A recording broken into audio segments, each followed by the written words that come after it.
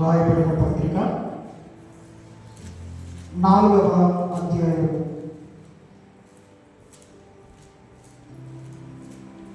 4వ వచనం నుండి 7 వచనాల వరకు మనము చదువుకుందాం. ఫిలిప్పీయులకు రాయబడిన పత్రిక 4వ అధ్యాయము 4 నుంచి 7 వచనాల వరకు. ఎల్లప్పుడూ ప్రభువునందు ఆనందించుడి, మరలా చెప్పుదును ఆనందించుడి.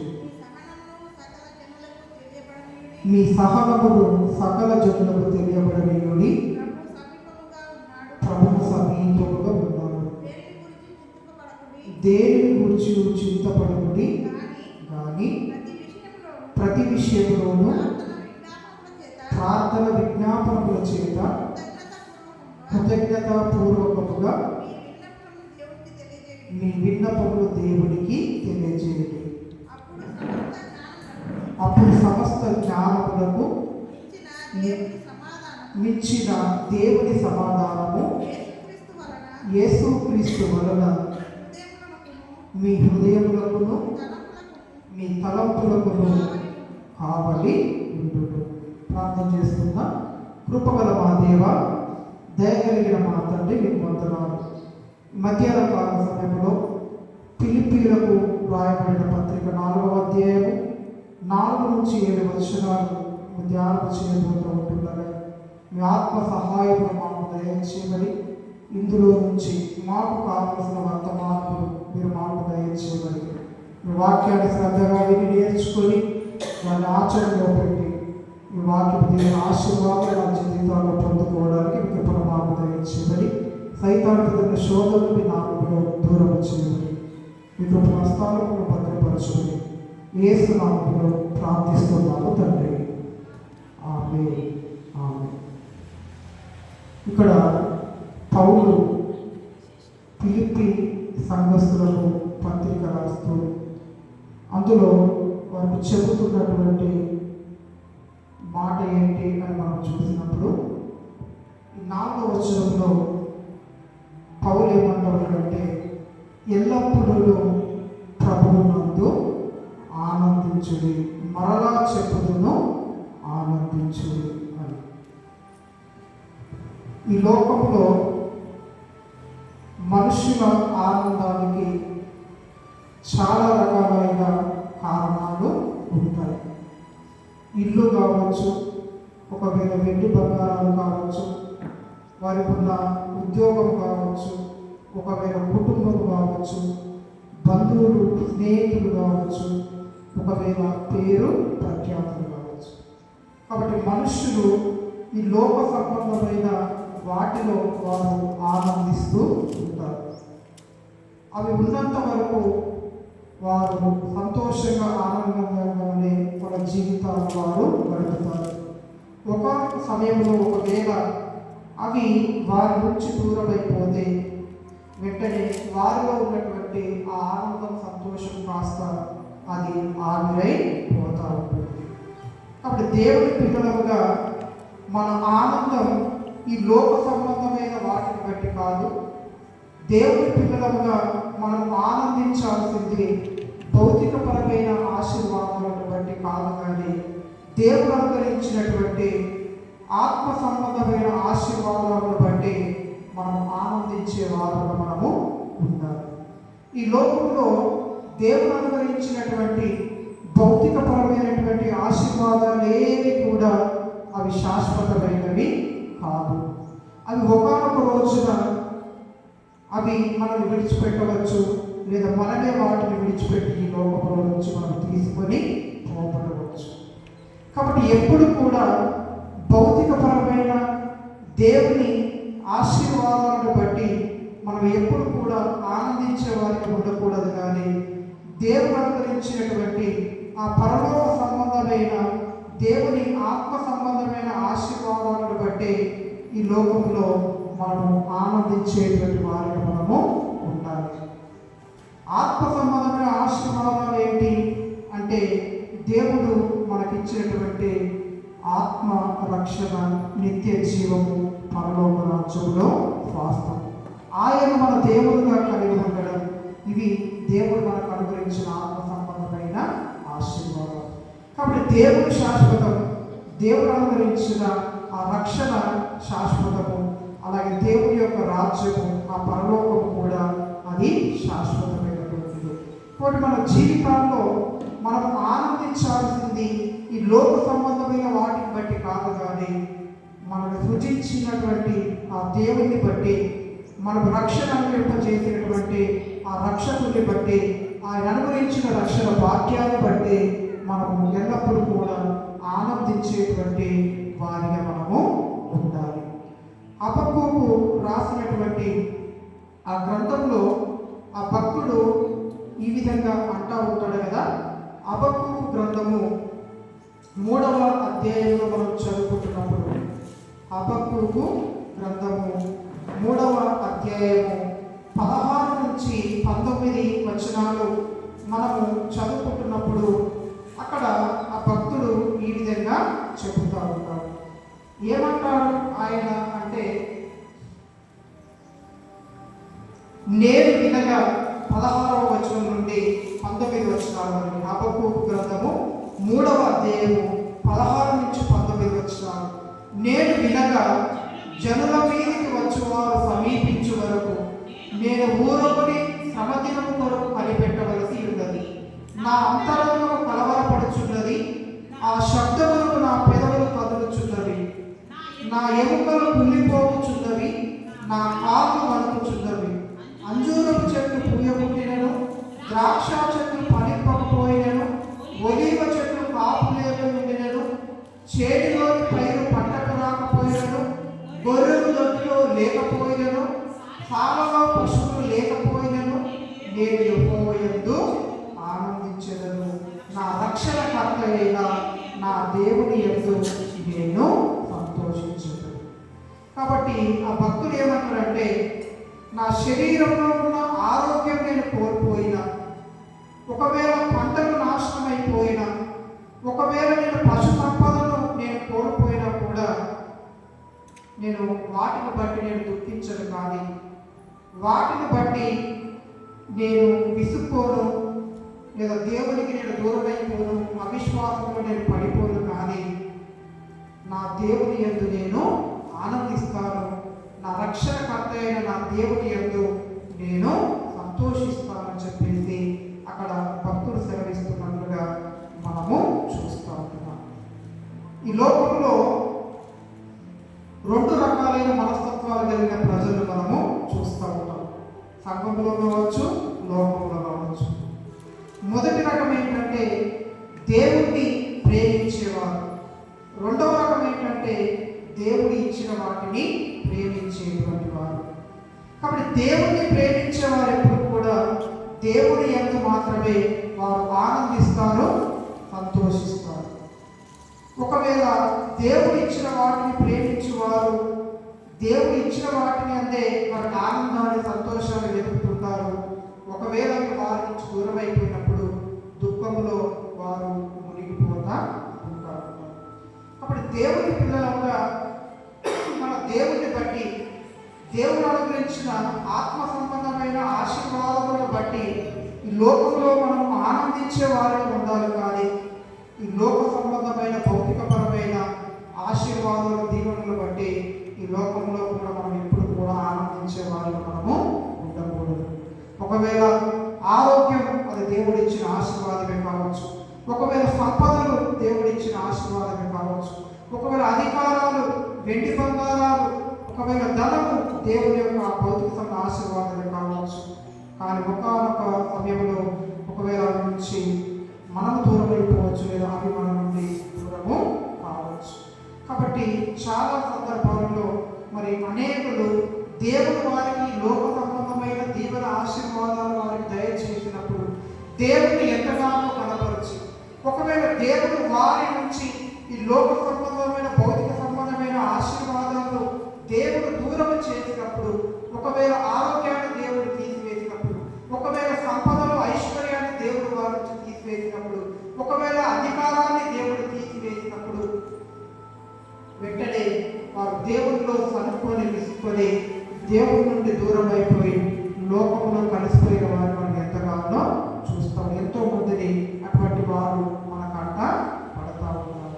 కాబట్టి మధ్యాహ్న కాల సమయంలో దేవుని పిల్లలమైన మనం ఎల్లప్పుడూ కూడా ప్రభువునందే ఆనందించాలి.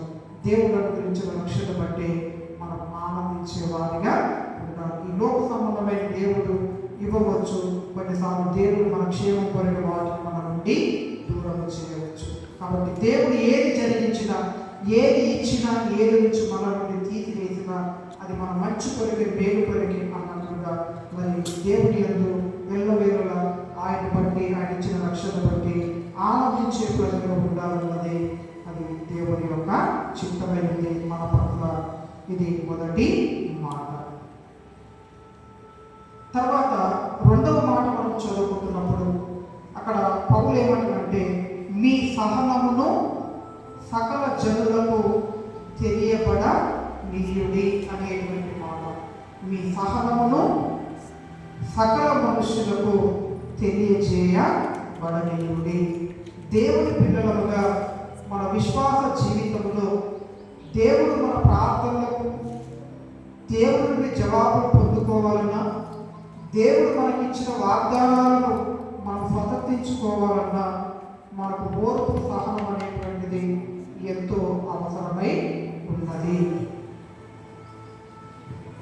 మొదటి సమూయేలు గ్రంథంలో 11వ అధ్యాయంలో మనం చదువుకుంటున్నప్పుడు అక్కడ సౌలు సమూయేలు ప్రవక్తకు బదులుగా ఆయన బలులు అర్పించినట్లుగా మనం అక్కడ చూస్తాం. మొదటి సమూయేలు గ్రంథం 13వ అధ్యాయంలో 8 నుంచి మనం చదువుకుంటున్నప్పుడు అక్కడ సమూయేలు ప్రవక్తకు బదులుగా ఈ సౌలు దేవుని సన్నిధిలో దహన బలిని అర్పించినట్లుగా, ఆయన దహన బలిని అర్పించిన కొద్ది క్షణంలోనే అక్కడ సమూయేలు ప్రవక్త అక్కడికి చేరి వచ్చినట్లుగా, ఎందుకు నీ బలిని అర్పించాలని చెప్పేసి అన్నప్పుడు మరి ప్రజలు తొందరపాటు పెడతా ఉండడాన్ని బట్టి నేను తెగించి నేను బలిని అర్పించాలని చెప్పేసి సౌలు అనడం, ఆ తర్వాత ఆయన చేసిన ఆ తప్పిదాన్ని బట్టి దేవుడు ఆయన చేతిలో నుంచి రాజ్యాన్ని తీసివేయడం అనేటువంటిది మనం అక్కడ చూస్తూ ఉంటాం. అలాగే అబ్రహాము శారాలకు దేవుడు వాగ్దాన పుత్రుని ఇస్తారని చెప్పేసి దేవుడు వారికి వాగ్దానం చేసినప్పుడు వారు తొందరపడి మరి ఒక తప్పుడు నిర్ణయాన్ని తీసుకొని మరి ఇష్మాయేలు అనేటువంటి కుమారుని కన్నట్లుగా ఆ తర్వాత కాలంలో అతనికి దేవుడి ప్రజలకు మరి యుద్ధం జరుగుతున్నట్టుగా మనము చూస్తూ ఉంటాం. కాబట్టి అబ్రహాము శారాను తీసుకున్న తొందరపాటు నిర్ణయాన్ని బట్టి, అలాగే సౌలు రాజు తీసుకున్నటువంటి ఆ తొందరపాటు నిర్ణయాన్ని బట్టి వాళ్ళ జీవితాలలో మరి దేవుని యొక్క ఉగ్రతను వారు కొని తెచ్చుకున్నట్లుగా మనం అక్కడ చూస్తూ ఉంటాం. కాబట్టి అనేక సందర్భాలలో దేవుడు ఆయన ఇచ్చేటంత వరకు కూడా మనం ఓపిక పట్టకుండా మన సొంత నిర్ణయాలు, మన సొంత ఆలోచనలు చేత మనం పనులను జరిగించి వాటిని బట్టి దుఃఖమైన సందర్భాలు మన జీవితాల్లో ఎన్నో ఉంటా ఉంటాయి.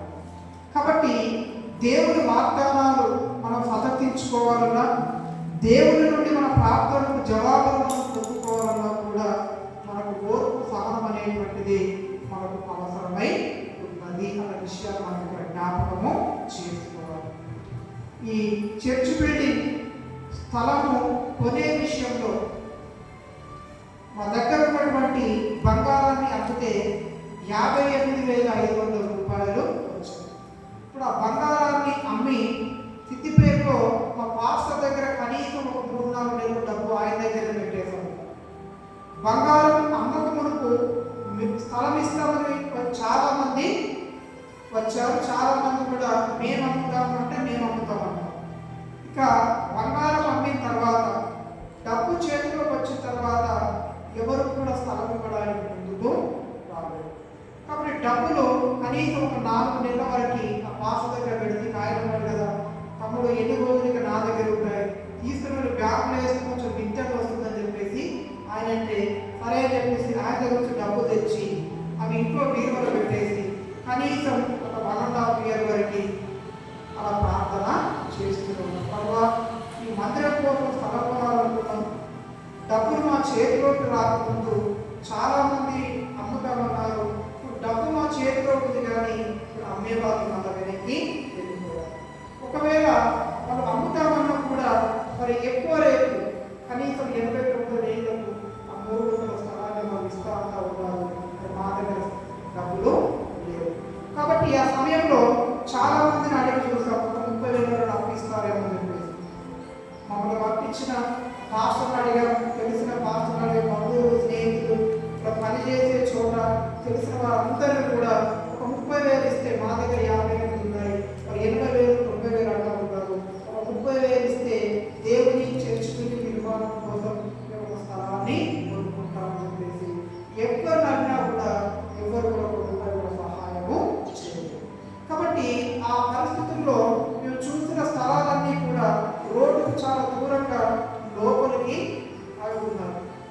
దాదాపు 2 సంవత్సరాల వరకు వెయిట్ చేసి ప్రభు సన్నిధిలో కనిపెట్టి, ప్రభు ఏంటి ఇలా అయిపోయింది, ఉన్న బంగారం అమ్ముకొని చేతిలో డబ్బులు పెట్టుకొని నీకోసం కదా మేము ఇది చేసింది అని చెప్పేసి దాదాపుగా దేవుని సన్నిధిలో కనిపెట్టుతూ సహనంతో ఓర్పుతో 2 సంవత్సరాల వరకు ప్రభు సన్నిధిలో ప్రార్థించినప్పుడు ఒకానొక రోజున ఈ స్థలం వారే వారంతర వారుగా మరి పాస్టర్ యొక్క స్థలం ఉంటాడు అన్నట్టుగా మాకు ఇవ్వబడింది. కాబట్టి ఇదిగో మా స్థలం పడింది, ఆ స్థలాన్ని మేము ఇస్తాము. తర్వాత మరి ఇంతకుముందు లోపలికున్న స్థలాన్ని 89,000 అన్నారు. మా దగ్గర అంత డబ్బు లేదు, ప్రభు మరి ఏం చేయగలరు అని చెప్పేసి అన్నప్పుడు ప్రభు ఇంకా ఆయన సరైన చూస్తుంటారన్నట్టుగా దేవుడు మనసు నిశ్చయితను కలగజేశాడు. మరి ఆ వచ్చినటువంటి ఆ డబ్బుల కన్నా మరి ఆ తక్కువ రేటు వల్ల దేవుడు స్థలాన్ని తన కృప ద్వారా ఆయన ఇచ్చాడు. కాబట్టి ఒకవేళ దేవుడు ఇచ్చేటట్టు వరకు ఒకవేళ వెయిట్ చేయక, ఒకవేళ నా సొంత ప్రయత్నాల ద్వారా నాకున్న పరిచయాల ద్వారా ఒకవేళ నేను నాకున్న పరపతి ద్వారా డబ్బు చెల్లించి ఒకవేళ స్థలాన్ని తీసుకుంటే ఈరోజు మనం రోడ్డుకి దగ్గరగా మనం ఉండేవాళ్ళం కాదు, ఎక్కడో లోపల ఎవరికి కనబడకుండా వేరే స్థానంలో మనము చేసుకోవాలి. కాబట్టి దేవుడు ఆలస్యం చేసినా అది మన మంచి కొరకే అన్నట్టుగా, ఒకవేళ దేవుడు ఆ సమయంలో మనకు ఎటువంటి సహాయం రాకుండా దేవుడు మనకు అడ్డుకట్ట వేసినా కూడా అది కూడా మన మంచికే అనుకుంటూ దేవుడు కార్యం జరిగించేటంత వరకు కూడా మన ఓర్పు కలిగి సహనం కలిగి ఆయన జరిగించే గొప్ప కార్యం కోసం మనం ఎదురు చూసే వారు మనము ఉండాలి. తర్వాత కాలంలో ప్రభువా ఆ రోజులో మాకు జవాబు ఇవ్వదే నయమైపోయింది. ఆ రోజు మేము ఎవరి దగ్గరికి వెళ్ళి డబ్బులు అడిగినా కూడా ఎవరు కూడా మా దగ్గర డబ్బులు లేవు అని చెప్పడం మాకు వీలు అయ్యింది. ఒకవేళ మేము అడిగిన 10 మందిలో ఏ ఒక్కరు ధన సహాయం చేసినా ఈరోజు మేము ఎక్కడో రోడ్డుకు చాలా దూరంగా లోపలికి వెళ్ళిపోయేవాళ్ళం, ఎవరికి కూడా ఈ చర్చ్ గురించి అనిపించేది ఇక్కడ ఒక మందిరం ఉందన్న విషయంలో ఎవరికి తెలిసేది కాదు. కాబట్టి నీ ప్రణాళికలో వేరే ఉంది, నీ ఆలోచనలో వేరే ఉంది, దాన్ని ఇచ్చే కాలంలో ఒకటి నిర్ణయించి పెట్టాలి. కాబట్టి కాలం వచ్చేటంత వరకు మా ఓపిక సహనాన్ని పరీక్షించావు. నీ టైం వచ్చినప్పుడు నీవే వాళ్ళు మా దగ్గర నడిపించావు. మాకున్న దాంట్లోనే అంతకన్నా తక్కువలోనే ఆ స్థలం మా చేతులు నీలో అప్పగించావు. నీకు మహిమ కలుగుని గాక అని చెప్పేసి ఆ మొదట్లో దేవుని కార్యం మాకు అర్థం కాలేదు, దేవుడు ఎందుకు మౌనంగా ఉంటున్నాడో అర్థం కాలేదు, దేవుని కొరకే కదా ఇంత ప్రయాసం, ఎందుకు జవాబు ఇవ్వట్లేదు అన్న మా ఆలోచనలో ఆయన అడిగినప్పుడు ప్రభు మౌనంగా ఉన్నాడు. కానీ ఆయన మౌనం వెనకాల ఆయన గొప్ప కార్యం దాగి ఉండాలన్న విషయం తర్వాత కాలంలో దేవుడి కార్యం జరిగించిన తర్వాత ఆ విషయం మాకు అర్థమైంది. కాబట్టి అనేక సార్లు మన తొందరపాటుతనాన్ని బట్టి, మన తొందరపడే ఆలోచనలు బట్టి మన కార్యాలు జరిగించి అనేక సార్లు మనం దుఃఖాన్ని నష్టాన్ని కొని తెచ్చుకునే వారిని మనము ఉంటాం. కాబట్టి మధ్యాహ్న కాల సమయంలో దేవుని పిల్లలు మనం దేవుని కార్యాల కొరకు దేవుని నుండి జవాబులు పొందుకోవడానికి, అలాగే దేవుని వాగ్దానాలు మన జీవితాల్లో సమర్థించుకునే నిమిత్తమై మన ఓపికతో సహనంతో ప్రభు పాదాల దగ్గర మనం కనిపెట్టుకొని ఉండాల్సినటువంటి వారంలో మనము ఉండాలి. ఇది 2వ మాట. అలాగే 3వ మాట మనం చదువుకుంటున్నప్పుడు అక్కడ పౌలు భక్తులు ఏమంటారంటే ప్రభువు సమీపముగా ఉన్నాడు అనేటువంటి మాట. ప్రభువు సమీప వాడుగా ఉన్నాడు. మొదటి కొరింథీ పత్రిక 3వ అధ్యాయము 16-17 వచనాలు మనం చదువుతున్నప్పుడు, మొదటి కొరింథీ పత్రిక 3వ అధ్యాయము 16వ వచనము అలాగే 17 వచనాలు మనం చదువుతున్నప్పుడు అక్కడ పరిశుద్ధాత్మ దేవుడు ఆయన మనలోనే ఉన్నాడు అన్న విషయం మనం చూస్తాం. మొదటి కొరింథీ 3వ అధ్యాయము 16-17 వచనాలు, మీరు దేవుని ఆలయమై ఉన్నారని, దేవుని ఆత్మ మీలో నివసించుచున్నాడని మీరు ఎరుగరా అనేటువంటి మాట. అలాగే 6వ అధ్యాయం, మొదటి కొరింథీ 6వ అధ్యాయము 19వ వచనం, మీ దేహము దేవుని వలన మీకు అనుగ్రహింపబడి మీలో ఉన్న పరిశుద్ధాత్మకు ఆలయమై ఉన్నదని మీరెరుగరా, మీరు మీ సొత్తు కారు, విలువ పెట్టి కొనబడిన వారు కనుక మీ దేహముతో దేవుని మహిమపరచుడి. కాబట్టి పరిశుద్ధాత్మ దేవుడు పాపులమైన మనలను ఆయన నివసించు ఆలయాలను మనల్ని మార్చుకొని పరిశుద్ధాత్మ దేవుడు మనలో ఆయన నివాసము చేస్తూ ఉన్నాడు. ఆకాశ మహాకాశంలో పట్టజారుడు దేవుడు, భూమి నా పాదపీఠము, ఆకాశము నా సింహాసనం అని చెప్పినటువంటి ఆ గొప్ప దేవుడు, అద్వితీయుడు, సర్వశక్తిమంతుడైనటువంటి ఆ ప్రభువట ఆయన మనలను తాను నివసించేటువంటి ఆలయాలుగా దేవుడు మనలను మార్చుకొని ఆయన మనలోనే నివాసం చేస్తూ ఉన్నాడు అన్న విషయాన్ని మనం ఇక్కడ జ్ఞాపకము చేసుకోవాలి. అలాగే కొరింథీయులకు రాసినటువంటి మొదటి పత్రిక 12వ అధ్యాయము 27వ వచనంలో మనం చదువుకుంటున్నప్పుడు అక్కడ కూడా దేవుని యొక్క వాక్యం విధంగా రాసి ఉంది కదా, చూద్దాం ఒక మాట. అటువలనే మీరు క్రీస్తు యొక్క శరీరమై ఉండి వేరు వేరు అవయవులై ఉన్నారు. కాబట్టి మనము క్రీస్తు శరీరంలో అవయవాలుగా మనము చేర్చబడ్డాము. అలాగే క్రీస్తు మనలను తన నివాస స్థలంగా మార్చుకొని తాను నివసించేటువంటి దేవాలయంగా ఆయన మార్చుకొని క్రీస్తు మనలో ఆత్మరూపిగా ఉంటా ఉన్నాడు. అలాగే మనము క్రీస్తులో ఉన్నాము అన్న విషయాన్ని మనం ఇక్కడ జ్ఞాపకం చేసుకోవాలి. అలాగే యెషయా గ్రంథంలో మనం చదువుకుంటున్నప్పుడు 57వ అధ్యాయము 15వ వచనం ఈ విధంగా రాస్తుంది కదా. యెషయా గ్రంథము 57వ అధ్యాయము 15వ వచనం, మహాగణుడును మహోన్నతుడును పరిశుద్ధుడును నిత్య నివాసియుడైన వాడు ఇలా సెలవిచ్చుచున్నాడు, నేను మహోన్నతమైన పరిశుద్ధ స్థలములలో నివసించువాడను, అయినను వినయము గల వారి ప్రాణమును ఉజ్జీవింపజేయటమును, నలిగిన వారి ప్రాణమును ఉజ్జీవింపజేయటమును, వినయము గల వారి యొద్దను దీన మనస్సు గల వారి యొద్దను నివసించుచున్నాను. అనగా దేవుడు ఆయన మహోన్నతుడు, ఆయన మహాగణుడు, ఆయన పరిశుద్ధుడైనటువంటి దేవుడు, ఆయన నిత్యుడైనటువంటి దేవుడు, ఆయన అద్వితీయుడైనటువంటి దేవుడు. ఆయన మనలో నివాసము చేస్తూ ఉన్నాడట, మనము ఆయనలో నివాసము చేస్తూ ఉంటున్నాం. కాబట్టి దేవుడు మనకు సమీపంలో ఉన్నవాడు అన్న విషయాన్ని మనం జ్ఞాపకము చేసుకోవాలి. అలాగే యాకోబు పత్రిక 4వ అధ్యాయంలో 4వ వచనాన్ని మనం చదువుకుంటున్నప్పుడు, యాకోబు రాసిన పత్రిక 4వ అధ్యాయము 4వ వచనము, ఈ లోక స్నేహము దేవునితో వైరమని ఎరుగరా, కాబట్టి ఎవడు ఈ లోకంలో స్నేహము చేయకూడదో వాడు దేవునికి శత్రువు. సరిపోదు. 4వ అధ్యాయము అదిగా, మీలో ఉన్నవాడు లోకంలో ఉన్నవాడి కంటే గొప్పవాడు అనేటువంటి మాట. మీలో ఉన్నవాడు లోకంలో ఉన్నవాడి కంటే గొప్పవాడు అనేటువంటి మాట. కాబట్టి యేసు క్రీస్తు ప్రభు ఆయన మనలో ఉన్నవాడు అనే విషయాన్ని కూడా మనం ఇక్కడ జ్ఞాపకం చేసుకోవాలి. అలాగే మత్తయి సువార్త 20వ అధ్యాయము 28వ వచనం, మత్తయి సువార్త 20వ అధ్యాయము 28వ వచనం, అలాగే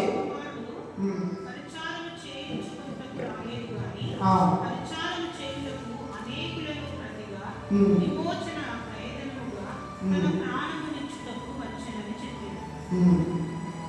వారు ఎరుకో నుండి వెలుచుండగా బహు జన సమూహము ఆయన వెంట వెళ్ళి, ఇదిగో త్రోవ పక్కన కూర్చున్న ఇద్దరు గుడ్డివారు యేసు ఆ మార్గమున వెళ్ళుచున్నాడని విని, ప్రభువా, దావీదు కుమారుడా, మమ్ము కరుణింపుమని కేకలు వేసిరి.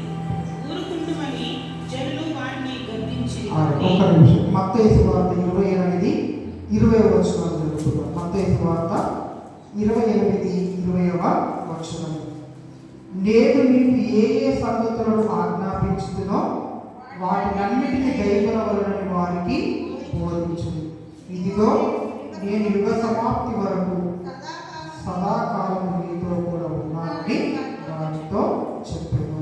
కాబట్టి ఆయన మనకు సమీపంలో ఉన్నటువంటి దేవుడు, ఆయన మనలో నివాసము చేస్తున్నటువంటి దేవుడు, అలాగే యుగ సమాప్తి వరకు మనకు తోడై ఉండేటువంటి దేవుడు అన్న విషయాన్ని మనం ఇక్కడ జ్ఞాపకము చేసుకోవాలి.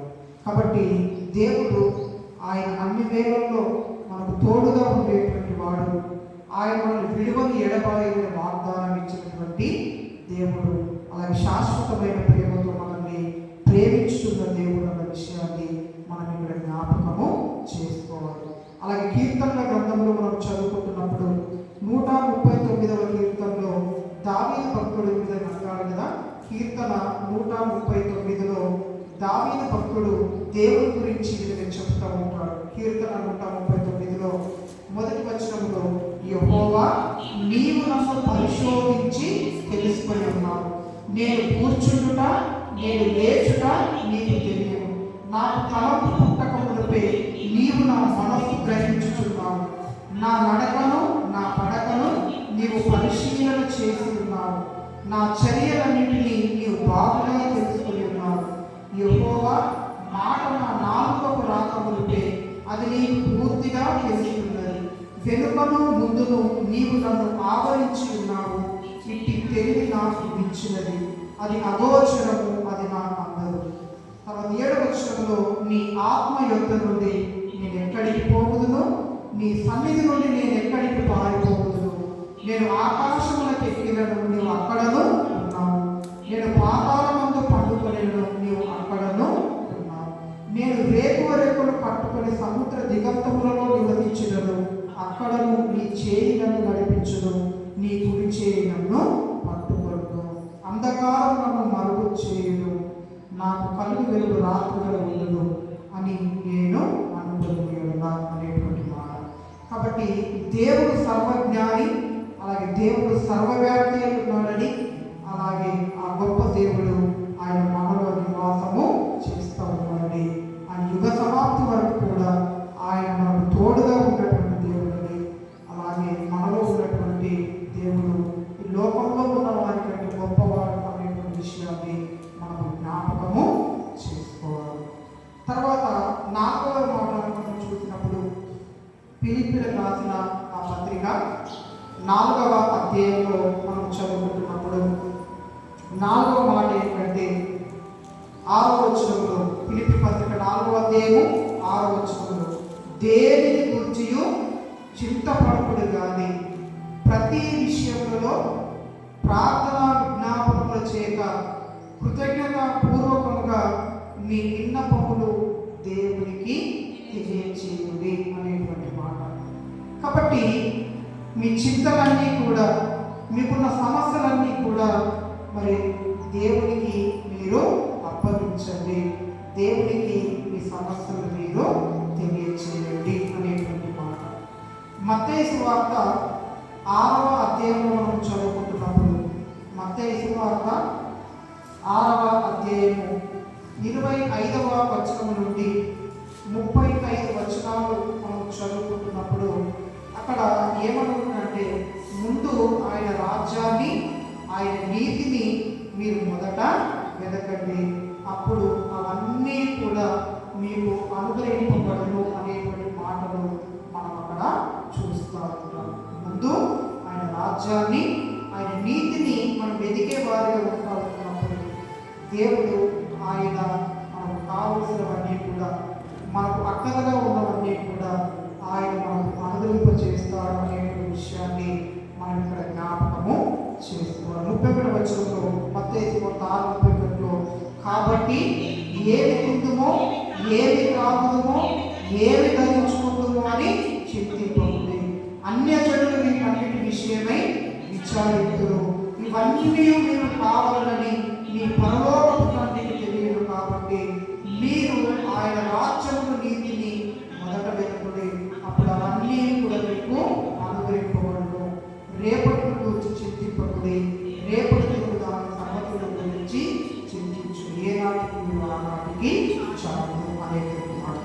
కాబట్టి మనకున్న చింతలన్నీ, మనకున్న సమస్యలన్నీ, మనకున్న అక్కర అవస్థలన్నీ కూడా ప్రభువుకు అప్పగించినప్పుడు ఆయన తగిన కారణంతో ఆయన మనల్ని పోషించే దేవుడు, మన అక్కర అవసరాన్ని కూడా ఆయన తీర్చేటువంటి దేవుడు కనుక మన సమస్యలు, మన భారమన్నీ కూడా ఆయన మీద మనం మోపేవారిగా, అలాగే ఆయన రాజ్యాన్ని, ఆయన నీతిని మనం వెదికే వారిగా మనం ఉండాలని ఈ మాట ద్వారా మనం ఆ విషయాన్ని నేర్చుకోవాలి. చివరి మాట మనం చదువుకుంటున్నప్పుడు ఆ 4వ అధ్యాయంలో, ఫిలిప్పీ పత్రిక 4వ అధ్యాయంలో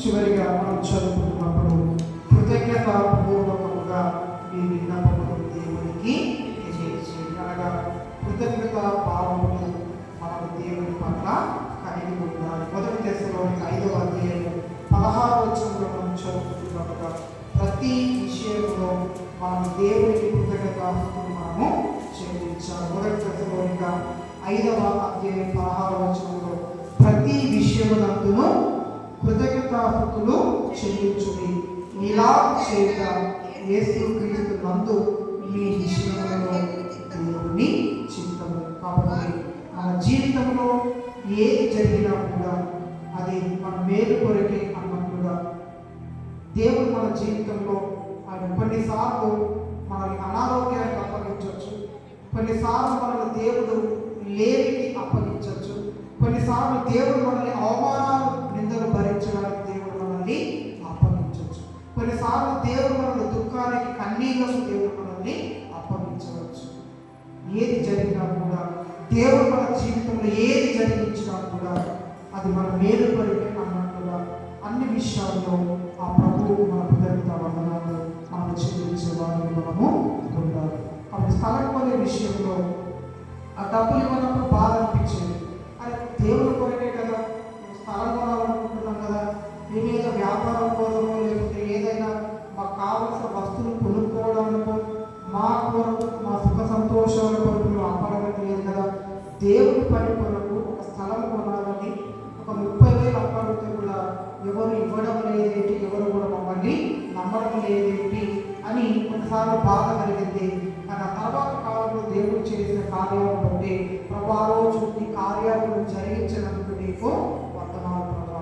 ఒకవేళ ఆ రోజు కార్యం జరిగిస్తే మేము ఇక్కడ ఉండేవారిని కాదు. కాబట్టి నువ్వు ఏది చేసినా, నువ్వు ఏది జరిగించినా, మేము అడిగింది ఒకవేళ నువ్వు ఆలస్యం చేసినా, ఒకవేళ మేము అడిగింది నువ్వు ఇవ్వకపోయినా కూడా అది మా మేలు కొరికే దేవా అన్నట్టుగా మరి ప్రభువుకు కృతజ్ఞత వందనాలు చెల్లించాలి. కాబట్టి దేవుడి పిల్లలుగా మన జీవితాల్లో దేవుడు ఏది చేసినా కూడా అది మన మేలు కొరికే, అది మన మంచి కొరికే అన్నట్టుగా ప్రతి విషయంలో కూడా ఆ దేవుడికి కృతజ్ఞత వందనాలు చెల్లించి ఆయన నామాన్ని మన మహిమపరిచే వారిని మనము ఉండాలి. కాబట్టి మధ్యాహ్న కాలంలో మరి ఈ యొక్క 5 విషయాలు ఎల్లప్పుడూ కూడా ప్రభువునందే మనము ఆనందించాలి, దేవుడిని మనం ప్రేమించాలి, దేవుని యందు మాత్రం మనం ఆనందించేవారిగా ఉండాలి. అంతే తప్ప దేవుడు ఇచ్చిన వాటి యందు, దేవుడు ఇచ్చిన వాటిని మనం ప్రేమించడము, వాటి యందు మనం ఆనందాలు వెతుకోవడము అది ఎప్పుడు ఉండకూడదు. ఒకవేళ ఆ విధంగా వెతుకుంటే మనము నిరాశ చెందాల్సి వస్తుంది. ఇది మొదటి మాట. రెండవదిగా మనము దేవుని వాగ్దానాలు సమర్థించుకోవడానికి, దేవుడి నుండి కొన్ని ప్రార్థనలు మనం జవాబు పొందుకోవాలంటే మనకు ఓర్పు, సహనము అవసరమైంది. దేవుడు కొన్నిసార్లు వెంటనే జవాబు ఇవ్వచ్చు, కొన్నిసార్లు కొంతకాలం ఆగు అనుకున్న దేవుడు మనల్ని ఓపిక రాయడం పరీక్షించవచ్చు. కాబట్టి సౌలు తొందరపడి ఆయన దహన బలి అర్పించాడు, తర్వాత దేవుడు గురియలేదు. అలాగే అబ్రహాము, శారా దేవుడు వాగ్దానం చేశాడు, మీ మీకు ఒక వాగ్దాన పుత్రుని ఇస్తారని. మరి దేవుడు ఇచ్చేటంత వరకు కూడా వారు ఓపిక పట్టలేక వారి కొత్త నిర్ణయాలతో మరి ఇష్మాయేలు సంపాదించుకున్నారు. ఇప్పటికి నేటికి ఇష్మాయేలు సంతానానికి దేవుడి ప్రజల మధ్యలో మరి యుద్ధాలు అనేవి జరుగుతూనే ఉంటారు.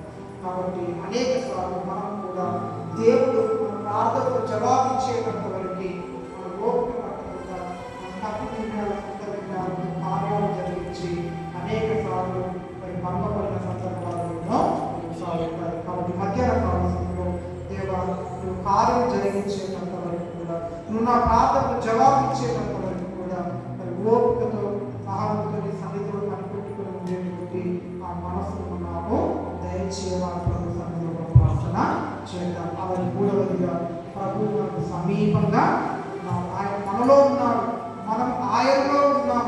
అలా యుగ సమాప్తి వరకు ఆయన మనకు తోడై ఉంటాడని వాగ్దానం చేసినటువంటి దేవుడు కనుక మరి ఆ ప్రభువు మన కృతజ్ఞత వందనాలు చెల్లించుదాం. అలాగే ఆయన సర్వవ్యాప్తి అయినటువంటి దేవుడు, ఆయన అంతటా ఉన్నవాడు, అలాగే ఆయన సర్వజ్ఞాని అయినటువంటి దేవుడు, మన ఆలోచనలు మన తలంపులన్నీ కూడా ఎదిగినటువంటి గొప్ప దేవుడు అనే విషయాన్ని మనం గుర్తించుదాం. ఆయన భయభక్తులు కలిగి ఆయన ప్రసన్నత అనుభవిస్తూ ఈ లోక విశ్వాస యాత్రలో మన యాత్రను ముందుకు కొనసాగించుకుందాం. తర్వాత నాలుగవదిగా మన సమస్యలన్నీ కూడా ఆ ప్రభువుకు అప్పగించుదాం. మన భారాలన్నీ కూడా ఆయన మీద మనం మోపుదాం. ముందుగా ఆయన రాజ్యాన్ని, ఆయన నీతిని మనము వెతుకుదాం. ఆ తర్వాత దేవుడు మన అక్కల సమస్యలన్నీ కూడా ఆయన తీర్చేటువంటి దేవుడు, ఆయన మనల్ని పోషించేటువంటి దేవుడు, ఆయన మనల్ని మరి కాపాడేటువంటి దేవుడు, మనకు కావలసిన సమస్తాన్ని సమకూర్చేటువంటి దేవుడు కనుక ఆ ప్రభువుకు మన సమస్యలు అప్పగించి ఆయన పనిలో మనం ముందుకు కొనసాగుతాం. చివరిగా ప్రతి విషయంలో కూడా ఆ దేవునికి మన కృతజ్ఞత వందనాలు మనము చెల్లించేవారి ఉంటాం. ఆయన నామాన్ని కనపరిచేవారి మనము ఉంటాం. దేవుడి మాట దీవించుగాక. ప్రార్థన చేద్దాం.